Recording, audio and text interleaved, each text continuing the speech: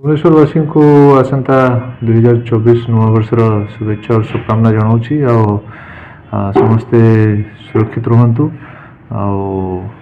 Bhubaneswar police सब बेले लोक सेवार अच्छी जिते बड़े भी कौन भी प्रॉब्लम फेस करुँच 112 को फोन करने कथा। नुआ वर्ष हर्षोल्लास पालन करूँ परंतु सुरक्षित रही पालन करूँ। सर विगत आम देखी किसी दिन पूर्व जे सब आपार्टमेंट गुड़ाक भी माने लुटेरा राज बर्तमान चलुला कौन से किसी समाधान है सब इन्वेस्टिगेशन चली। आज्ञा 2024 प्लान कौन पुलिस प्रशासन सिक्योरिटी व्यवस्था को कड़ाकड़ी करके चलेबू।